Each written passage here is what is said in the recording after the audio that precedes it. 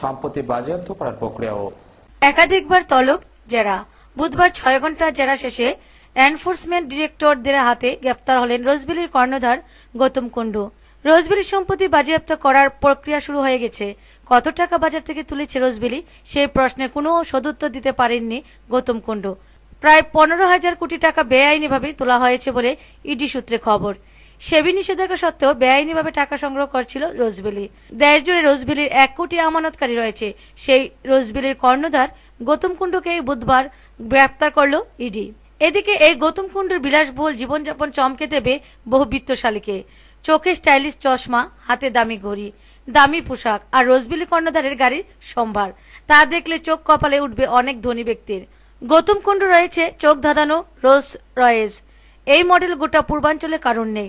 এখানে শেষ নয়, তার আরও এমন একাধিক গাড়ি রয়েছে যা দেখলে মাথা ঘুরে যাওয়ার জোগাড় হবে। এই হল গৌতম কুন্ডুর সংস্থাতে সম্প্রতি হানা দেয় সিবিআই। বারবার তাকে ডেকে পাঠায় এনফোর্সমেন্ট ডিরেক্টরেট। এরপর বুধবার তাকে গ্রেফতার করা হয়। ব্যুরো রিপোর্ট, খবর ত্রিপুরা। ফ্রান্সের আপলোস পর্বতমালায় ভেঙে পড়া বিমানের সব যাত্রীরই মৃত্যু হয়েছে। সরকারি সূত্রে জানানো হয়েছে একথা। সন্ধান মিলেছে বিমানের ধ্বংসাবশেষেরও। ফ্রান্সের আপলোস পর্বতমালায় ভেঙে পড়া বিমানের সব যাত্রী মারা গিয়েছেন। সরকারি সূত্রে এই কথা জানানো হয়েছে। বিমানের ধ্বংসাবশেষের সন্ধান মিলেছে। মঙ্গলবার দক্ষিণ ফ্রান্সের আপলোসে একটি স্কি রিসোর্টের কাছে ভেঙে পড়ে জার্মান বিমান কোম্পানি লুফটহানসার সহযোগী জার্মান উইংসের একটি এয়ারবাস A320 বিমান। ফ্রান্সে গত কয়েক দশকে এত বড় বিমান দুর্ঘটনা ঘটেনি। দুর্ঘটনার কারণ এখনো জানা যায়নি। কর্তৃপক্ষ ইতিমধ্যে বিমানটির ব্ল্যাক বক্স উদ্ধার করেছে। চলছে মৃতদেহ উদ্ধারের কাজ। জার্মান উইংস জানিয়েছে, ভেঙে পড়ার আগে প্রায় 8 মিনিট ধরে নিচের দিকে নেমে আসছিল। যদিও ফরাসি বিমান পরিবহন আধিকারিকরা জানিয়েছেন, ভেঙে পড়ার আগে ওই বিমান থেকে তারা কোনো বিপদ বার্তা পাননি। Schockzustand überall zu spüren. You can sense a state of shock all around. Das ist so ziemlich das It's Schlimmste. pretty much the worst thing anyone could imagine. ফরাসি স্বরাষ্ট্রমন্ত্রী জানিয়েছেন, বিমানটির ব্ল্যাক বক্স তদন্তকারীদের হাতে তুলে দেওয়া হবে। প্রধানমন্ত্রী ম্যানুয়েল ভেল জানিয়েছেন, বিমানের কোনো যাত্রী বেঁচে নেই। বিমানটিতে স্পেন ও জার্মানির 144 জন যাত্রী ছিলেন, তাদের মধ্যে 2 জন শিশু। বার্সেলোনা থেকে জার্মানির ডুসেলসগামী বিমানে পাইলট সহ 6 জন কর্মী ছিলেন। It's devastating to be able to see it from a helicopter. The pieces of debris are very small, which lets you deduce the energy with which the plane hit the ground. I think that underscores the shock and the sadness that we all feel here at Lufthansa about what happened today. Bureau report, খবর ত্রিপুরা। 61 বছর পর খোয়াই মহকুমা হাসপাতাল জেলা হাসপাতালে উন্নীত হলো। রাজ্যের 1100 গ্রাম পঞ্চায়েতে উপস্বাস্থ্য কেন্দ্র গড়ার বার্তা দিলেন উদ্বোধক তথা রাজ্যের মুখ্যমন্ত্রী মানিক সরকার। 1954 সালে 4 জানুয়ারি তৎকালীন চিফ কমিশনার ভি নান্নাজাপ্পার হাত ধরে ভিত্তিপ্রস্তর স্থাপন হয়েছিল খোয়াই মহকুমা হাসপাতালের। 61 বছর 2 মাস 21 দিনের মাথায় খোয়াই মহকুমা হাসপাতাল জেলা হাসপাতালে উন্নীত হল রাজ্যের মুখ্যমন্ত্রী মানিক সরকারের হাত ধরে। উদ্বোধনী অনুষ্ঠানে মুখ্যমন্ত্রী বলেন, শুধু উত্তর পূর্বাঞ্চল না, ভারতবর্ষে আর কোনো রাজ্যের 95 ভাগের মতো মানুষ সরকার পরিচালিত হাসপাতাল থেকে স্বাস্থ্য পরিষেবার সুযোগ ভোগ করেন এরকম অভিজ্ঞতা নেই। বরং হাসপাতাল বা স্বাস্থ্য পরিষেবাকে ধীরে ধীরে বেসরকারি ব্যবসায়িক প্রতিষ্ঠানের হাতে তুলে দেওয়ার পরামর্শ তৎকালীন কেন্দ্রীয় সরকার রাজ্য সরকারকে দিয়েছিল। কিন্তু ত্রিপুরা রাজ্যে বামফ্রন্ট সরকার মন্ত্রিসভায় আলোচনা করে সিদ্ধান্ত নেয় শিক্ষা এবং স্বাস্থ্যের মতো মানব কল্যাণকর দুটি বিষয় বেসরকারি পুঁজিপতিদের হাতে তুলে দেওয়ার বিপক্ষে। বুধবার খোয়াই জেলা হাসপাতালে উদ্বোধন শেষে এভাবেই রাজ্যে স্বাস্থ্য পরিষেবার উন্নয়নের বার্তা দিলেন রাজ্যের মুখ্যমন্ত্রী মানিক সরকার। বুধবার সকালে মুখ্যমন্ত্রীর সফরকে ঘিরে নিরাপত্তা ব্যবস্থা খতিয়ে দেখতে কোনো ঘাটতি রাখা হয়নি। খোয়াই জেলা হাসপাতালের সমস্ত ভাগ ডগ স্কোয়াড দিয়ে তল্লাশি চালানো হয়। তারপরে মুখ্যমন্ত্রী কনভয় জেলা হাসপাতাল চত্বরে এসে থামে। একে একে অনুষ্ঠান চত্বরে পৌঁছান রাজ্যের স্বাস্থ্যমন্ত্রী বাদল চৌধুরী, বিধানসভার মুখ্য সচেতক সমীর দেব সরকার, উপজাতি কল্যাণ মন্ত্রী অঘুর দেববর্মা, স্বাস্থ্য সচিব এম নাগরাজু, মৎস্য সমবায় মন্ত্রী খগেন্দ্র জমাতিয়া, বিধায়ক পদ্মকুমার দেববর্মা, জেলা স্বাস্থ্য আধিকারিক পি.কে. মজুমদার সহ অন্যান্য অতিথিরা। মহকুমা হাসপাতালে করার সুযোগ ছিল না, সেরকম কিছু রোগের চিকিৎসা জেলা হাসপাতালে হবে।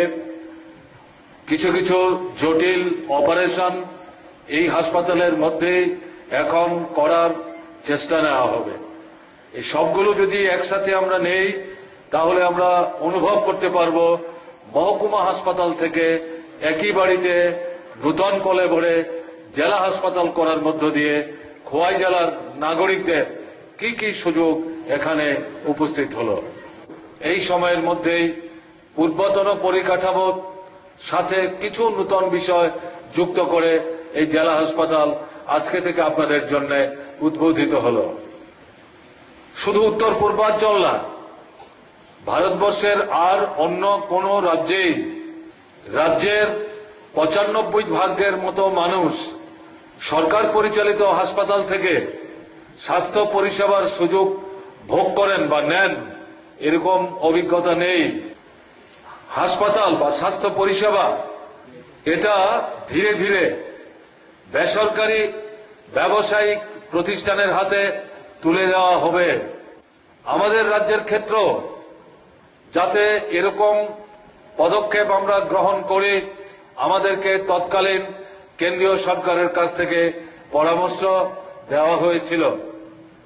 আমরা ত্রিপুরার বামফ্রন্ট সরকার আলাপ আলোচনা করে মন্ত্রিসভায় কথা বলে আমরা সিদ্ধান্ত নেই শিক্ষা এবং স্বাস্থ্যের মতো মানব কল্যাণকর যে দুটো বিষয়, এই দুটো বিষয় বেসরকারি পুঁজিপতিদের হাতে পুরোপুরি তুলে দেওয়া বা ছেড়ে দেওয়ার আমরা বিরুদ্ধে।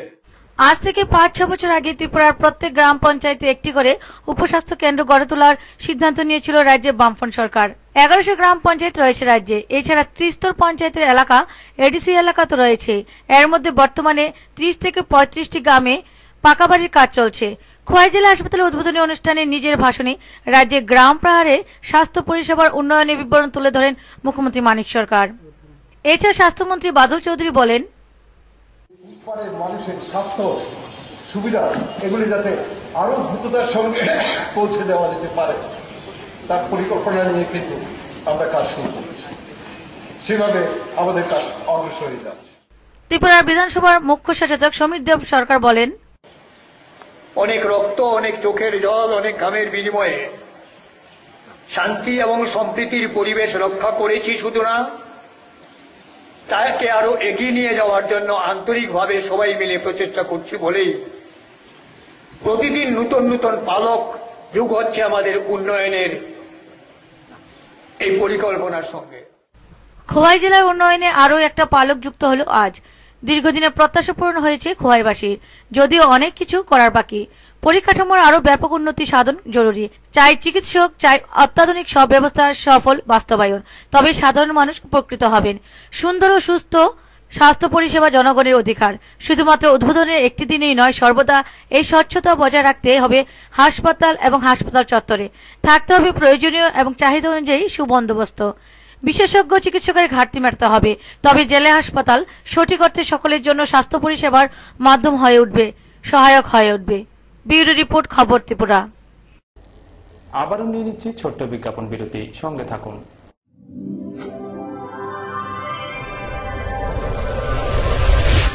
বিদ্যুৎপৃষ্ট হলো 7 শ্রমিক, যাদের মধ্যে আশঙ্কাজনক 5 জনের চিকিৎসা চলছে জিবি হাসপাতালে। ঘটনা তেলিয়ামুড়া শহরের ফলবাজার সংলগ্ন স্থানে। ইলেকট্রিকে কাজ করতে গিয়ে বিদ্যুতের ছোবলে গুরুতর আহত 7 জন শ্রমিক। এর মধ্যে 5 জনের অবস্থা আশঙ্কাজনক হওয়ায় তাদের জিবি হাসপাতালে রেফার করা হয়। ঘটনা তেলিয়ামুড়া মহকুমা বিদ্যুৎ দপ্তরের অধীনে তেলিয়ামুড়া শহরের ফলবাজার সংলগ্ন স্থানে। ঘটনার বিবরণী জানা যায়, তেলিয়ামুড়া শহরের উপর বিদ্যুতের এলটি লাইনের কাজ করতে খুঁটি বসাচ্ছিল শ্রমিকরা। আর এই কাজটি হচ্ছিল এসআর কন্ট্রাকশনের ঠিকাদার বিশ্বনাথ সাহার তত্ত্বাবধানে। 10 থেকে 12 জন শ্রমিক গর্ত কেটে একটি খুঁটি বসাতে চাইলে খুঁটিটি উপরের এসটি লাইনের বিদ্যুৎ পরিবাহী তারে লেগে যায়। সঙ্গে সঙ্গে ছিটকে পড়ে যায় শ্রমিকরা। আর 3 জন শ্রমিক তো বিদ্যুৎ ছোবলের গতি গিয়ে পড়ে। সঙ্গে সঙ্গে তাদের তেলিয়ামুড়া হাসপাতালে নিয়ে এলে 5 জনের অবস্থা আশঙ্কাজনক হওয়ায় তাদের জিবি হাসপাতালে পাঠানো হয়। আমরা আসলাম 10 জন, আমাদের 5 জন। আচ্ছা, কিভাবে হয়েছে ঘটনাটা? তো ঘুরে উঠেছে, আমরা কেছিলাম আগে, তারা ধাক্কা দিয়ে এই এসটি লাইন অফ হয়েছিল না, অফ করতে গেছেন। এই তো হেডমিস্ত্রিরা গেছিল অফিসে যাওয়া, অনেক তারা পছন্দ না করছে। কন্ট্রাক্টর আছিল না? না, কন্ট্রাক্টরের নাম কি? হ্যাঁ, বিশ্বজিৎ শাহ। তাই না ঘটনাস্থলে নাই, তাই না কোনখানে আছে আগতলা কেটা দেখশন করে কাজটা দেখশন করতে বিশ্রামঞ্জের একজন তাই না বাড়িতে গেছে আর তাইনাও নাই তাই না দেওয়া গেছে। আপনারা ওই যে কারেন্ট অফ করতে হবে কেমন এইটা আপনারা জানেন, কারেন্টের লাইন অফ করে কাজ করতে হবে এটা তো জানতাম, কিন্তু তারা অনেক অফিসে গেছে কই আইছে না আইছে আমরা তো আর সঠিক কইতে পারিনি, আমরা তো কাজ করি না, আমাদের কাজ করতে হবে। প্রশ্ন উঠছে, এই ঝুঁকিপূর্ণ কাজে মাত্র 2 জন শ্রমিকের শ্রম লাইসেন্স ছিল এবং এলটি লাইন কাজ করা সত্ত্বেও উপরের পরিবাহী এসটি লাইন বন্ধ করার কথা একবারও মাথায় আসেনি। ঠিকাদার নিজেও সে সময়ে ছিলেন না।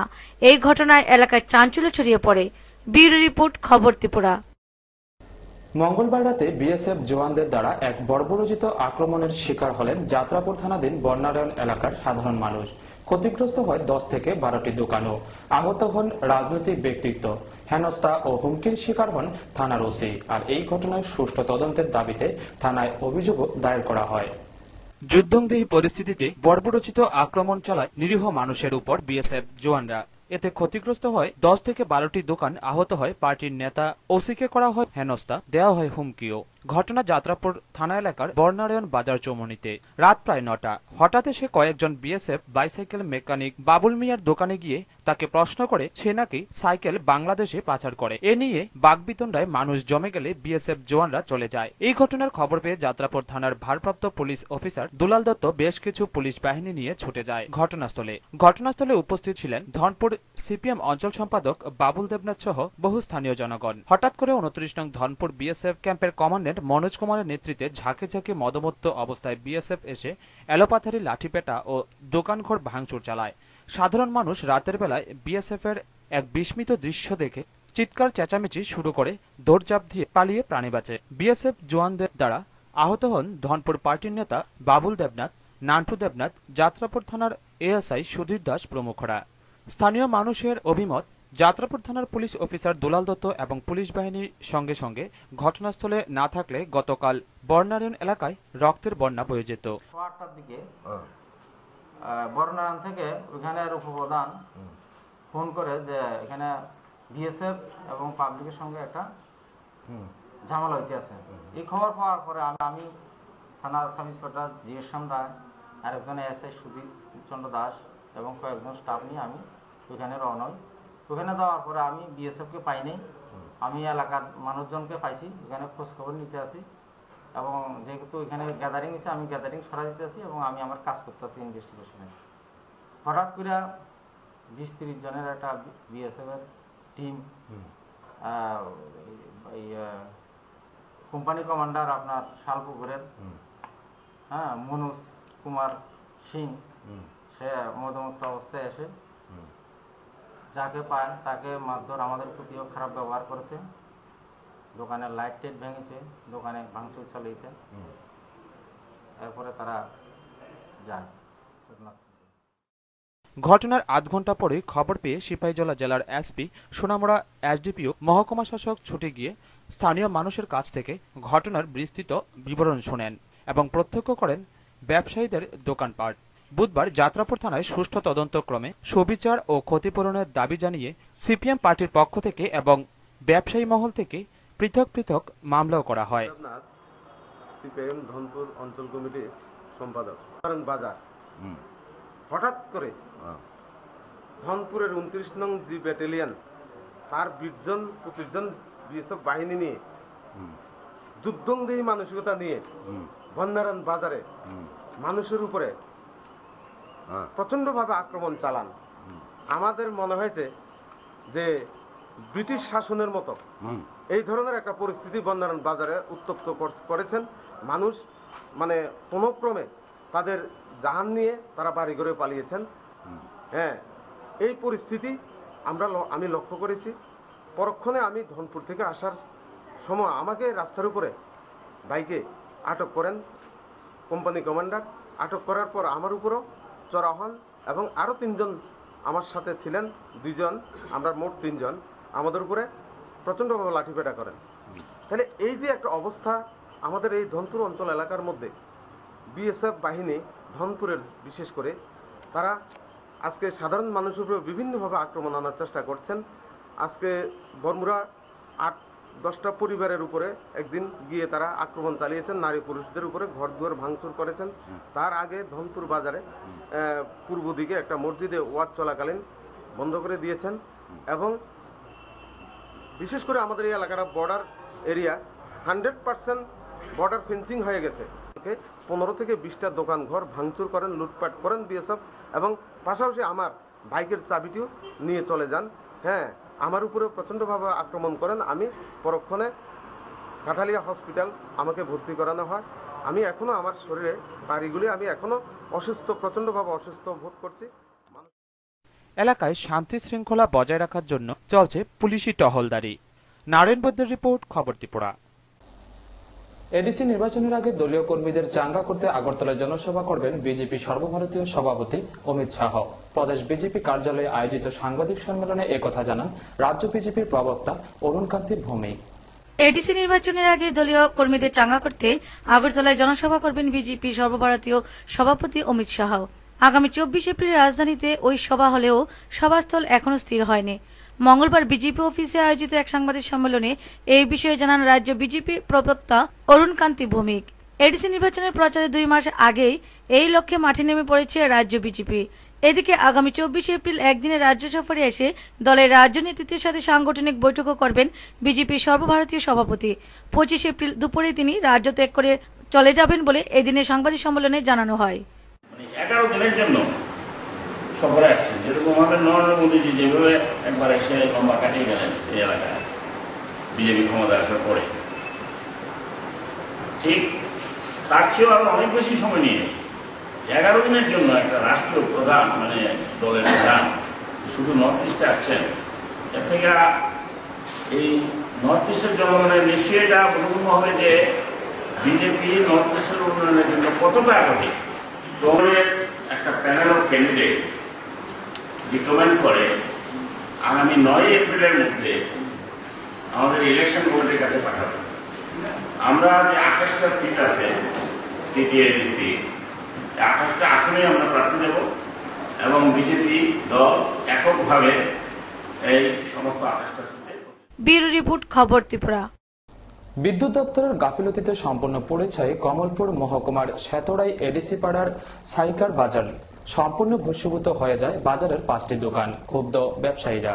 বিদ্যুৎ দপ্তরকে বারবার জানানো সত্ত্বেও ক্লোজ লাইন সারাই না করার খেসারত পেতে হলো সাইকার বাজারের ব্যবসায়ীদের। মঙ্গলবার রাতে কমলপুর মহকুমা শ্বেতড়াই এডিসি ভিলেজের অন্তর্গত সাইকার বাজারে ভয়াবহ অগ্নিকাণ্ড ঘটে। ভস্মীভূত হয় 5টি দোকান। আগুনের লেলিহান শিখায় অতিরিক্ত 6টি দোকানেও ব্যাপক ক্ষয়ক্ষতি হয়। এলাকাবাসীর মতে মোট 11টি দোকানে আগুনে ক্ষয়ক্ষতি হয়। ক্ষতির পরিমাণ 6 লক্ষ টাকার উপরে। ওই যে কারেন্ট যে খুঁটি আছে না, এই যে খুঁটি থেকে আমরা তো ওই যে লাইন যে টানছে, এই যে লাইনটা আমরা আগে থেকেও ডিপার্টমেন্ট তারাও বুঝাইছে আমরা গ্রামের লাইনটা একটু চেক করে লাইন ঠকলো টানো, হেরাবাকে টানতেছে না। এই কারণে এইখানে মুঝে কারেন্টটা লাগছে, তার দিয়ে তার লাগবার পরে এই গড়টা জ্বলছে। আমরা মানে ক্ষতি হয়েছে 4 হইতে 5 লাখ এরকম। জুতা আছে, হ্যাঁ, আর কাপড়ের দোকানও সব আছে, এখানে সব পাওয়া যায়। আগুন লাগার কারণ হিসেবে সাইকা বাজারের ব্যবসায়ীরা বিদ্যুৎ দপ্তরকে দায়ী করেন। তাদের মতে বেশ কয়েক মাস যাবৎ দুর্গাচমনি বিদ্যুৎ দপ্তরের শাখা অফিসে এলটি লাইনে স্পার্কিং এর কথা জানানো হয়, কিন্তু দপ্তর কোনো ভূমিকা নেয়নি। অবশেষে মঙ্গলবার রাতে সবাই যখন দোকান বন্ধ করে বাড়িতে চলে যায়, তখন বিদ্যুৎ তারের শর্ট সার্কিট থেকে আগুন লেগে যায়। মহকুমা সদর থেকে সাইকার দূরত্ব বেশি থাকায় দমকল বাহিনী পৌঁছানোর আগেই 5টি দোকান পুড়ে ছাই হয়ে যায়। দমকল অফিসার মোহন দেববর্মা জানান,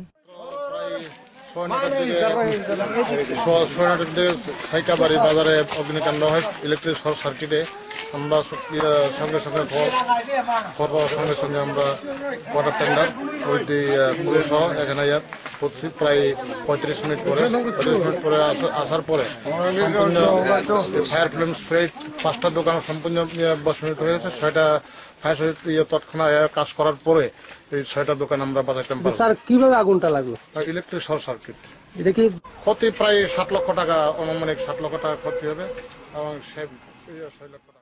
বুধবার সকালে ডিসিএম রিচার্ড জংতে ক্ষতিগ্রস্ত পরিবারের সাথে কথা বলেন। ব্যুরো রিপোর্ট, খবর ত্রিপুরা। প্রথমবারের মতো সোনামুড়া মহকুমায় বসতে চলেছে রাজ্যভিত্তিক দাবা প্রতিযোগিতার আসর। আগামী 11 ও 12 এপ্রিল অনুষ্ঠিত হবে এই রাজ্যভিত্তিক দাবা প্রতিযোগিতা। মঙ্গলবার স্থানীয় ব্লাড ড্রপস ক্লাবে আয়োজিত এক সাংবাদিক সম্মেলনে একথা জানান উদ্যোক্তারা। সোনামুড়া মহকুমায় প্রথমবারের মতো বসতে চলেছে রাজ্যভিত্তিক দাবা প্রতিযোগিতার আসর। সোনামুড়া ব্লাড ডোজ ক্লাবের উদ্যোগে সোনামুড়া নগর পঞ্চায়েত ও ক্রীড়া দপ্তরের সহযোগিতায় আগামী 11 ও 12 এপ্রিল অনুষ্ঠিত হবে এই রাজ্যভিত্তিক দাবা প্রতিযোগিতা।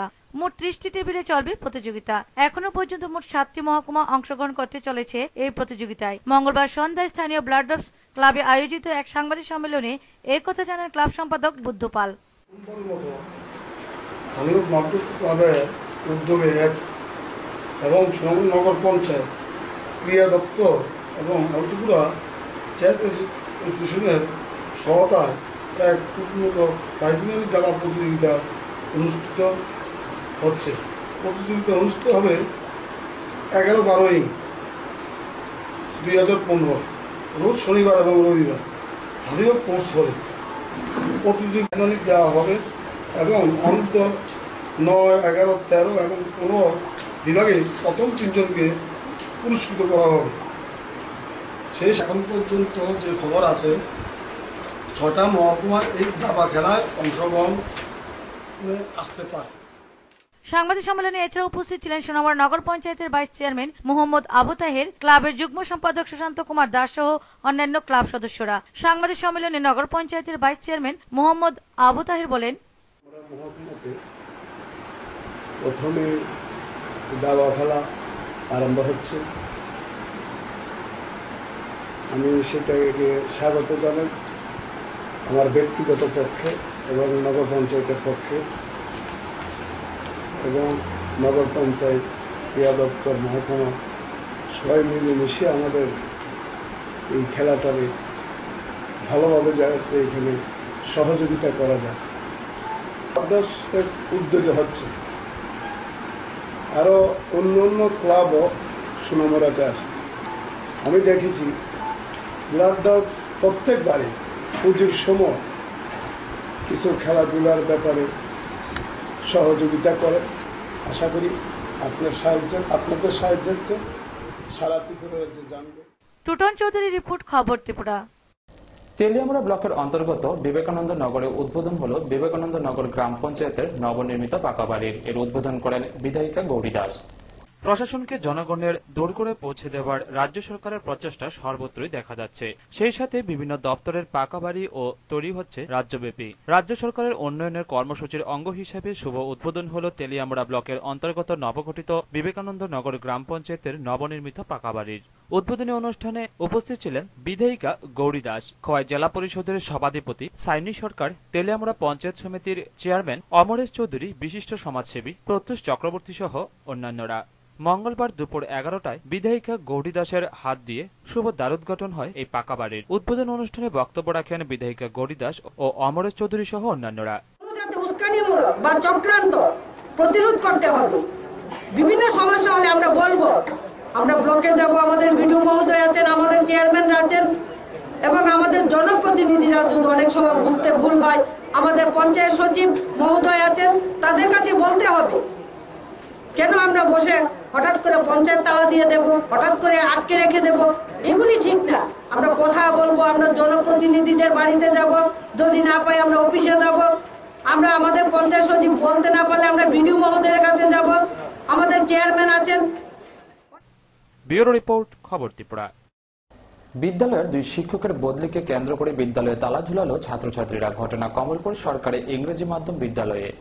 কমলপুর সরকারি ইংরেজি মাধ্যম বিদ্যালয়ে 2 শিক্ষকের বদলি হওয়াকে কেন্দ্র করে বুধবার তালা ঝুলালো কয়েকজন ছাত্রছাত্রী স্কুলে তালা ঝুলানোর ব্যাপারে সংবাদ মাধ্যমে জানান সুভাষ সিনহা এবং সন্দীপ চক্রবর্তী নামে 2 জন শিক্ষককে বদলি করা হয়েছে। এর প্রতিবাদে তাদের এই সিদ্ধান্ত। কিন্তু লক্ষণীয় বিষয় হলো এই 2 শিক্ষক বদলির পর আরো 2 জন শিক্ষক স্কুলে দেওয়া হয়েছে। বিদ্যালয় পরিদর্শকের কথা আরো স্পষ্ট, শিক্ষক বদলির প্রতিবাদে ছাত্রছাত্রীদের এই আন্দোলন সকল ছাত্রছাত্রীর নয়। যদি বিদ্যালয়ের সকল ছাত্রছাত্রী আন্দোলনে সামিল হয় তাহলে হয়তো ভাবার বিষয় হতো। তাছাড়া বিদ্যালয় পরিদর্শক অভিজিৎ সিনহা আরো জানান, স্বাভাবিক নিয়মে এই বদলি হয়েছে, অতএব জনার কয়েক ছাত্রছাত্রীর আন্দোলন সঠিক নয়। উল্লেখ্য, কমলপুর সরকারি ইংরেজি মাধ্যম বিদ্যালয়ের প্রধান শিক্ষক উত্তম চক্রবর্তীর বক্তব্যও তাই। তিনি ছাত্রছাত্রীদের বক্তব্য জেলা শিক্ষা আধিকারিকের গোচরে নিবেন বলে জানান। ঘটনার ব্যাপারে 15 বছর অধিক যে সমস্ত টিচাররা আছে সমস্ত ত্রিপুরা রাজ্যে বদলি হচ্ছে। সেই পরিপ্রেক্ষিতে আমাদের স্কুল থেকে 2 জন সুভাষ সিনহা এবং সন্দীপ চক্রবর্তীকে বদলি করা হয়েছে এবং অর্ডার আজ থেকে প্রায় 10 দিন আগে এসছে। ঠিক আছে, তবে আমি গত পরশুদিন স্টুডেন্ট থেকে একটা রিপ্রেজেন্টেশন পাই, হ্যাঁ, এই বদলি রদের করার জন্য, এবং স্টুডেন্টের কাছে তারা খুবই গ্রহণযোগ্য এবং অভিজ্ঞ। তারা এই ব্যাপারে স্টুডেন্ট থেকে একটা স্বতঃস্ফূর্ত দাবি পেশ করা হয়েছে, যেটা আমি ডেপুটি ডিরেক্টর মারফত ডিরেক্টরের কাছে পাঠানোর ব্যবস্থা করেছি। ব্যুরো রিপোর্ট, খবর ত্রিপুরা। কেন্দ্রীয় সরকারের কৃষক শ্রমিক বিরোধী বাজেটের প্রতিবাদে সোচ্চার হল তেলিয়ামুড়া গণতান্ত্রিক যুব ফেডারেশন। এর প্রতিবাদে জানিয়ে প্রধানমন্ত্রী ও কেন্দ্রীয় অর্থমন্ত্রীর উদ্দেশ্যে চিঠি পাঠালেন ডিওয়াইএফআই তেলিয়ামুড়া বিভাগীয় কমিটি।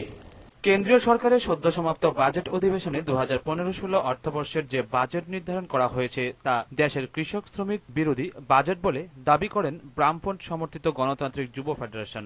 শ্রমিক বিরোধী বাজেটের প্রতিবাদ জানিয়ে সারা রাজ্যের সাথে তেলিয়ামুড়াতেও প্রধানমন্ত্রী ও কেন্দ্রীয় অর্থমন্ত্রীর কাছে চিঠি পাঠিয়েছে। দুপুর 12টা নাগাদ তেলিয়ামুড়া পার্টির বিভাগীয় কার্যালয় থেকে শতাধিক যুবক প্রতিবাদ পত্র হাতে নিয়ে মিছিল করে এসে তেলিয়ামুড়া ডাকঘরে চিঠি পোস্ট করেন। নেতৃত্ব দেন গণতান্ত্রিক যুব ফেডারেশনের বিভাগীয় সভাপতি অমরেশ চৌধুরী। পরে এক সাক্ষাৎকারে তিনি জানান, ভারতের গণতান্ত্রিক যুব ফেডারেশন আমরা গতদিন যে আমাদের দেশের সাধারণ বাজেট পেশ হয়েছে, এই বাজেটের বিরুদ্ধে প্রতিক্রিয়া জানিয়ে আমাদের সংগঠন সারা রাজ্যব্যাপী আমরা আন্দোলন কর্মসূচি হাতে নিয়েছি। আমরা দেশের প্রধানমন্ত্রী এবং অর্থমন্ত্রীর কাছে আমরা আমাদের সংগঠনের তরফে 10,000 চিঠি পাঠানোর আমরা সিদ্ধান্ত নিয়েছি। সেই মোতাবেক আমাদের বিভাগ করেছি, যেটা অন্যান্য বছরের মতো, যে আমাদের দেশের সরকার কর্পোরেটকে বেশি সুবিধা দেওয়ার জন্য তাদের যে কর ট্যাক্স সেটা কমিয়ে দিয়েছে এবং আমাদের দেশের সাধারণ অংশের মানুষের স্বার্থে এই বাজেটে কিছু রাখা হয়নি। ব্যুরো রিপোর্ট, খবর ত্রিপুরা। বহুদিন ধরে বেহাল দশায় পড়ে রয়েছে বিশালগড় মোটর স্ট্যান্ডটি। এতে ভোগান্তির শিকার যান চালক সহ যাত্রীরাও। উঠেছে সংস্কারের দাবি। বহু প্রতীক্ষিত বিশালগড়বাসী তথা সমস্ত যান চালক ও যাত্রীদের কথা মাথায় রেখে রাজ্যের মুখ্যমন্ত্রী মানিক সরকার ও পরিবহন মন্ত্রী মানিক দে 2008 সালের 29 সেপ্টেম্বর বিশালগড় মোটর স্ট্যান্ডের উদ্বোধন করেছিলেন। যাত্রীদের স্বার্থে মোটর স্ট্যান্ডে নির্মিত হয়েছিল যাত্রী শেড সহ শৌচালয়ও। কিন্তু বিগত বহুদিন যাবৎ মোটর স্ট্যান্ডের স্বাভাবিক পরিষেবা থেকে বঞ্চিত হচ্ছে যান চালক সহ যাত্রীগণ। তাদের অভিযোগ, বিশ্রামাগার থাকলেও বসার কোনো সুযোগ নেই, শৌচাগার থাকলেও জলের অভাবে তা ব্যবহার করা যাচ্ছে না, জলের ট্যাপগুলিও ভঙ্গুর দশায়। তাছাড়া নৈশকালীন প্রহরা সহ শৌচাগারের ম্যানেজারের বিষয়েও অনেক প্রশ্ন তোলেন। শৌচালয়ের ম্যানেজার বিশ্ব রবি দাস জানিয়েছে, শৌচালয়ের পরিষেবা বিগত বহুদিন ধরে জলের অভাবে বন্ধ হয়ে আছে। কয়েকজন চালক জানিয়েছে, মোটর স্ট্যান্ডের নোংরা পরিবেশে এবং শৌচালয়ের দুর্গন্ধে যাত্রীরা স্ট্যান্ডের ভেতরে প্রবেশ করছে না এবং বিশালগড় বাজার থেকে অন্য গাড়ি করে চলে যাচ্ছেন। আর এতে সর্বনাশের কবলে পড়ে চালকরা মাথায় হাত দিয়ে বসে আছেন।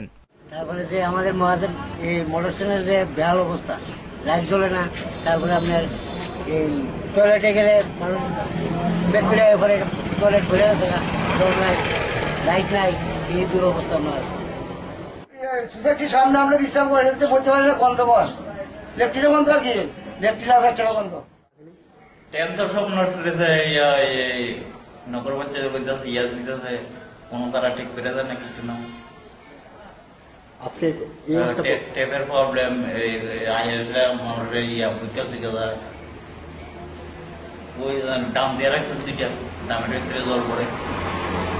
আপনি এখন কি করেন, আপনার কি দায়িত্ব? এখন তারা আগে তারা থেকে টাকা পয়সা